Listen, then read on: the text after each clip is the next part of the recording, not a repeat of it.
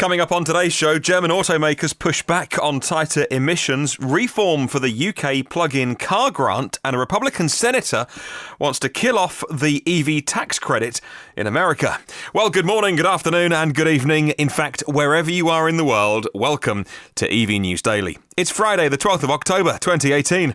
My name is Martyn Lee, and I've been through every EV story today, so you don't have to. Thank you very much to Neil Stewart. We are edging towards 100 Patreon supporters. Neil Stewart is the latest producer of this podcast. And of course, we always have to thank myev.com. The team there at myev.com help make the show. When they're not doing that, they're very busy building the world's first marketplace, all about buying, selling and learning about electric vehicles, totally for free, by the way. Go check them out. We'll start with some good news, bad news, sort of bittersweet. The Hurricane Michael looks like it is hitting the US, and Simon at Teslarati tipped me off on this one. Tesla's Model S40, 60 and 70 kilowatt-hour battery pack owners got an over-the-air update from Tesla today. The patch unlocked the full capacity of their battery in the vehicles. It gives them another 30 to 40 miles of range, and Tesla owners fleeing the path of Hurricane Michael also found that Supercharging has been now made free in those areas affected by the hurricane. If that is you, please stay safe, be sensible, and take care of yourself. Well, Volkswagen's boss Herbert Diess today has warned of 100,000 job losses at VW should the EU force through tougher CO2 emissions as planned. I would echo my comments of yesterday that the workers of these, particularly German automakers, need an assured future for their families, for their pensions, and if they're not making fossil cars, they need to know what they'll be doing and time to retrain, or at least know that the end is coming sooner rather than later. I would add today, though, on the podcast that, yes, he is right. 100,000 jobs probably will go from VW because of tighter emissions and electric cars. 100,000 jobs will definitely be going because they won't be making fossil cars. So car bosses can try and scare politicians and newspaper headlines all they like with talk of 100,000 job losses. They are coming. It's just a matter of when. And if you properly manage it, you can do the right thing for your employees. Well, the car makers, the bosses of the car makers, not the current bosses actually in many cases, but their previous generations, got the companies into these situations. And rather than pushing back on clean air, a lot of these automakers should be focused on moving forwards with the workers that they have who perhaps might not be with the company in an unsecure future, and helping them to find a path to retrain, often moving into different parts of the company as well. Easy for me to say, I'm an idiot on a podcast and I haven't got the pressure of very strong German unions breathing down my neck. Now, here in the UK, this week's question of the week, which we always do every week. It's your bit of the show every Sunday. We always answer all of your questions on Question of the Week, your answers that you've provided every Sunday, and then we set up a new question. And last Sunday, when we set up the new question of how have you used incentives in the country that you live in around the world, didn't know it would just be quite so timely. Here in the UK today, the UK government has confirmed what was reported earlier in the week in a leaked newspaper article, that they were trying to save money on the plug-in car grant. That is free money given to anyone buying a new EV, and that has been confirmed now. It's a move which, if I must say, is a little confused, because a couple of weeks ago we had our Prime Minister making the most of a big EV event and getting lots of positive headlines where she stood up and said that the UK wants to be a leader in electric vehicle adoption, and then a couple of weeks later they cut the funding available. Well, today we had it confirmed from the UK government the plug-in car grant for the next 35,000 vehicles is going to be only for Category 1 cars, what they call Category 1 cars. That is pure electrics and hybrids that can do 70 miles or more on electric power. That's a blow for plug-in hybrid buyers who have been using a discount so far to get what's basically an ICE car, a fossil car with a very small battery. They've been enjoying the tax advantages of that and the free money that comes with getting a car with a plug, and some of them never charge it, so they've just been using the scheme to get a discount. Not all, by the way. Some would say that the scheme should only have been available for pure battery electric cars. The reduced rate goes down from £4,500 to £3,500, so it's not being cut completely for pure electric cars. It starts on November the 12th, and the government said they reserve the right to lower the amount if the scheme is used and is successful, which does sound rather like they're doing a thing to get a result, but if they get the result they want, they're going to stop doing the thing. If that makes sense. It does make sense, because actually none of these incentives can go on indefinitely, and it's what we'll talk about on Sunday's podcast with all of your answers on this week's question of the week. It is a little bit strange how they've got this extra, you can get the discount if you buy a plug-in hybrid that does 70 miles or more on pure electric power.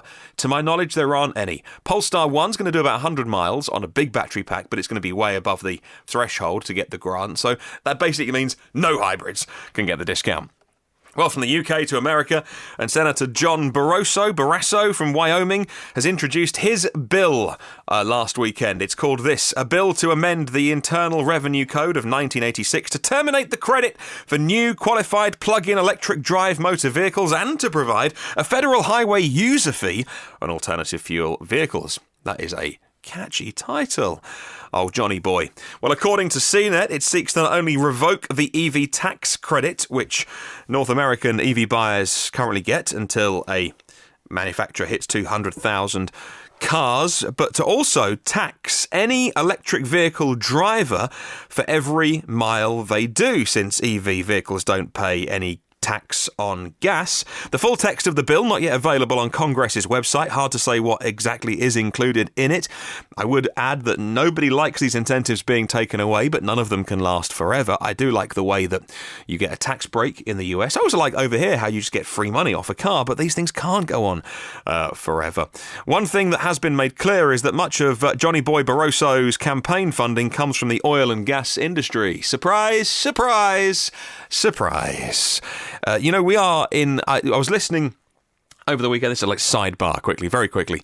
I was listening over the weekend, as I always do, to the Ride the Lightning podcast with Ryan. And Ryan was saying about the Model 3 production numbers and delivery numbers and how they're incredible, and how if Tesla can turn a profit in Q3, and if not, then definitely in Q4, then this was the whole reason that the company was founded all those years ago. Tesla was always about making an affordable, and speech quotes with my fingers, affordable, and they will be affordable at $35,000, but a mainstream car that most people can use and drive and increase that move towards sustainable transport. And they've done it with the Model 3. And I was about to say this is the beginning of the end for so many of those companies and people associated and funded by the gas lobby, oil lobby, petrol lobby, diesel lobby.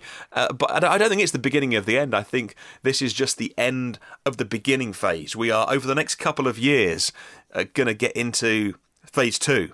And maybe this is the transition point now. Maybe right now we're living through this transition point where cars like the Tesla Model 3 last year kicked it off. And then things like the Hyundai Kona and the Kia e-Niro, maybe it's just called the e-Niro in Europe. Maybe it's Niro EV anyway. I'm being pedantic.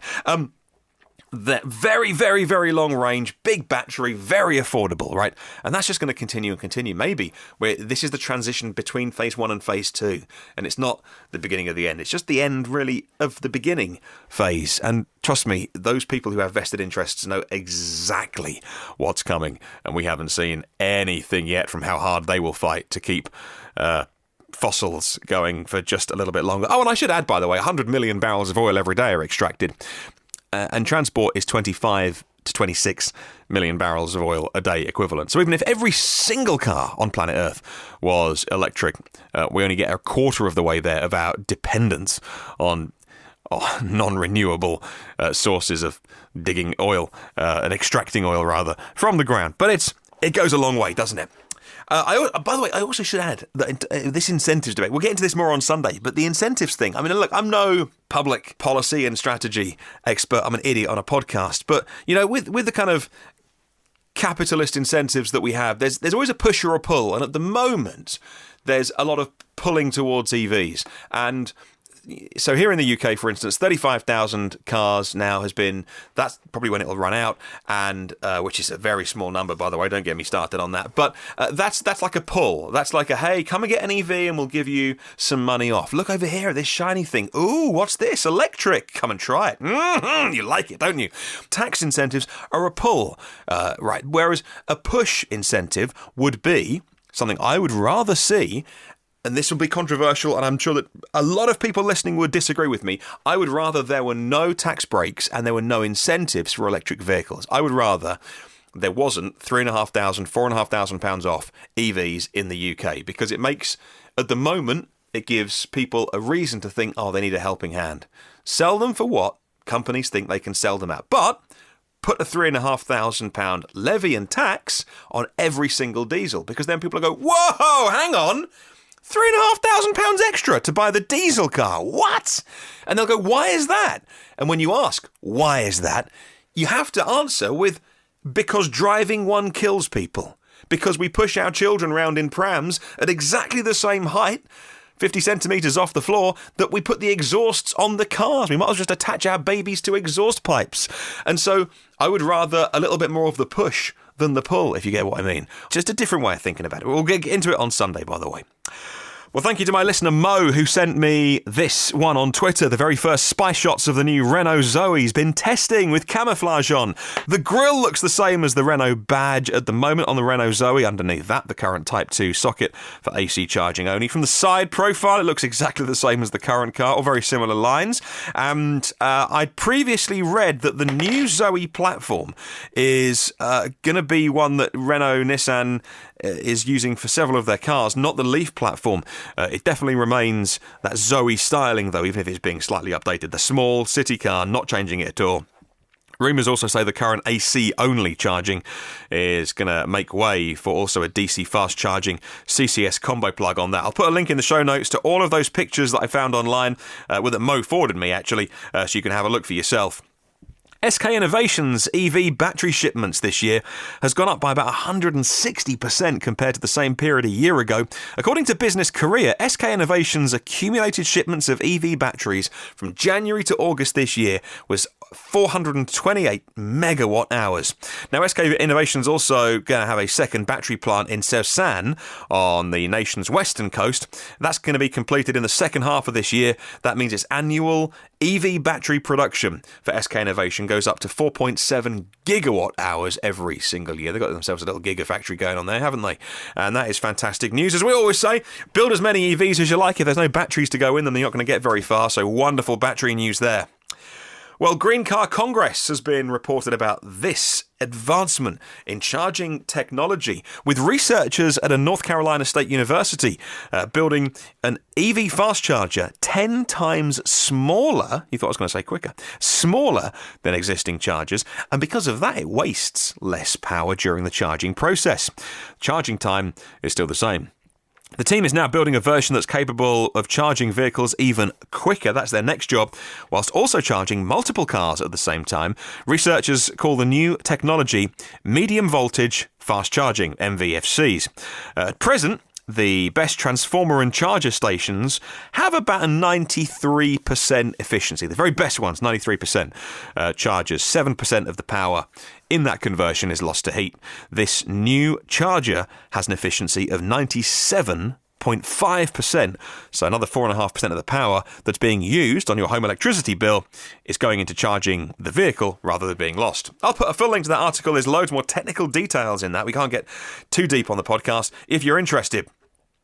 Well, Škoda's first standalone electric car is based on the Vision E concept, and it's set to get both the standard SUV and coupe variants, like the Kodiaq, which is a style you might know, and the Chinese-only Kodiaq Coupe.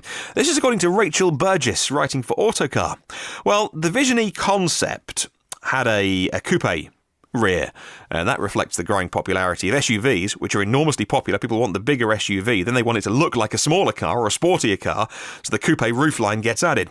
Both versions are going to be based on the Volkswagen Group's MEB platform. It's being used across all of the company's brands, and ahead of the Vision E models arriving, Skoda has first got to do the electric Citigo E. Now, the Citigo E from Skoda is a sibling of the Volkswagen E-Up, but the second generation, the E-Up 2, that's going to have many improvements over the first one, and the future Seat E-Me or E-Mi or E-M-I-I. One of those. A full link to Autocar in the show notes. Well, Mercedes has launched 4 new Mercedes plug-in hybrid models. And I must say that Daimler and Mercedes are doing a fantastic job of their plug-in cars. I know, there's lots of people listening that would want pure plug-in hybrids, pure plug-in cars, not hybrids. I get that, but bear with me on this. It's all about reducing emissions for people that aren't quite ready to go full BEV. The E300e, the E300DE, diesel, the C300DE, and the S560E. Well, the C300DE and the E300DE available as a T model also. That's the Mercedes blog that I picked this up from.